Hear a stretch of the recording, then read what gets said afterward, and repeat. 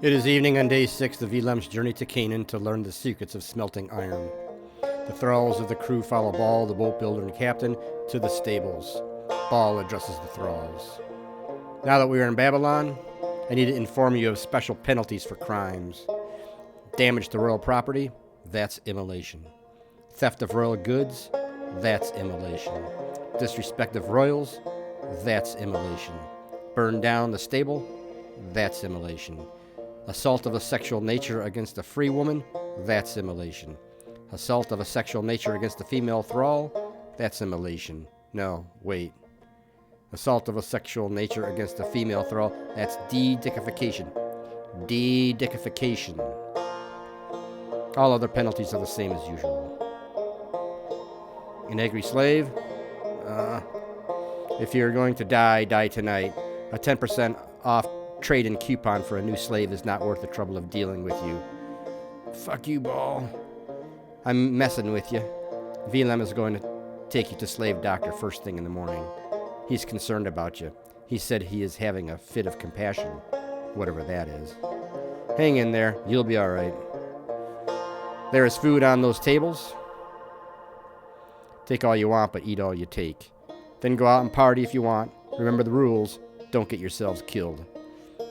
We can't afford to buy brand new thralls. We rented stable stalls for you and the animals. Over there, sleep in the last stall on the left. Thrall Bob decides to inspect the accommodations. He says, let me check this out. Hey, straw! The thralls party for hours with the Babylon thralls, then retire to the stables. They settle in for the night. Generic Baal thrall sniffs. This is great, except it smells like your house, Thrall Bob.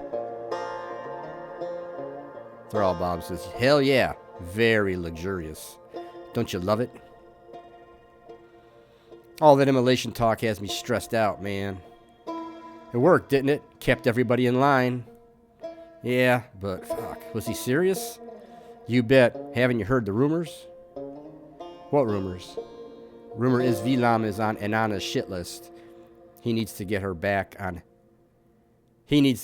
her good side. He thinks human sacrifice of a thrall or two may do the trick.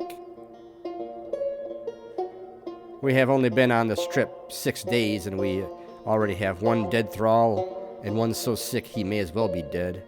At this rate, none of us will survive the whole trip. Maybe, if that's the case, we should have some fun and make a game of it. We should bet on who will be the next to die. Ragumbi doesn't count. He is almost dead already. That would be too obvious. Angry Slave says, I heard that. Sounds like fun. I'm down for that. Me too, Thrall Joe says. I guarantee it will be one of you generic thralls. The only reason you are here is to get killed off. Nonsense. I bet it'll be you. Look at that hair. It causes more trouble than any of us can imagine. Creator's note. Generic Baal Thrall makes a valid point. Thrall Joe's hair stresses my CPU to the point that any change I make to him slows my computer to a crawl. It is ridiculous. You'll either be getting a haircut or killed off. Besides, you'll have to pick which of us generics it will be, not just name us by category. Nah, Thrall Bob says. Forget about that. How about a tontine? Tontine? What's a tontine? When one of us dies, his belongings go into a pot. The last one alive wins everything. If more than one survives the whole trip, we'll split the pot in equal shares. Thrall Joe says, that's a better idea. Sounds good. I'm sure the other generics will be on board. Well, what choice do they have? The only ground rule is no murdering.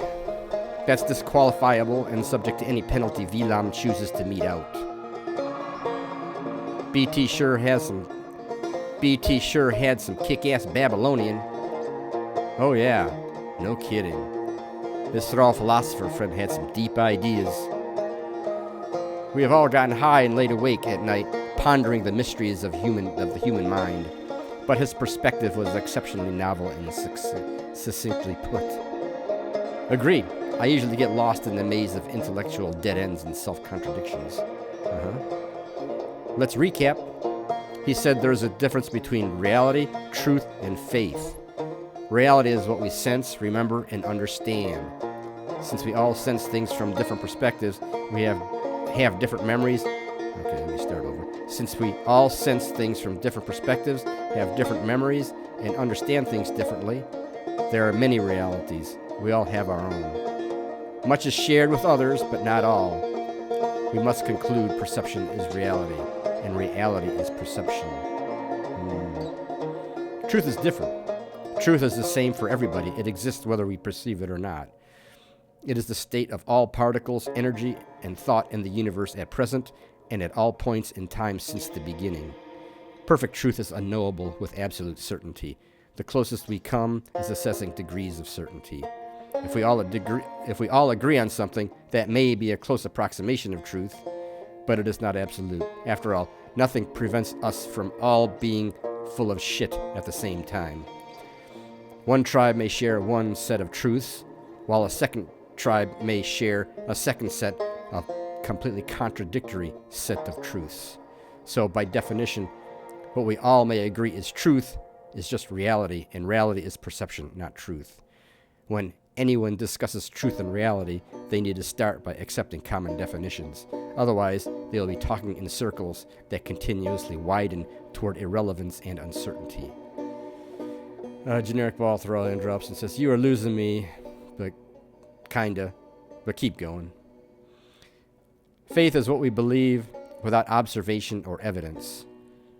Its only purpose in the world is as a tool to manipulate the actions, opinions, and thinking of others. Like when kings and priests use the gods to threaten, berate, persuade, and coerce us to do their bidding. Well, Vilam has seen the gods. I don't know. I have a feeling he just imagines that shit when he is stoned on mushrooms. But we can never be certain. Maybe he does see actual gods. Since we cannot read minds, we cannot know that truth with any certainty. For real. He went on. The question of whether or not free will exists will confound man until the end of time. He said all events occur as a direct result of the actions that precede them. And if we had total knowledge and perfect induction, we could predict the future by simple extrapolation, unless man has free will.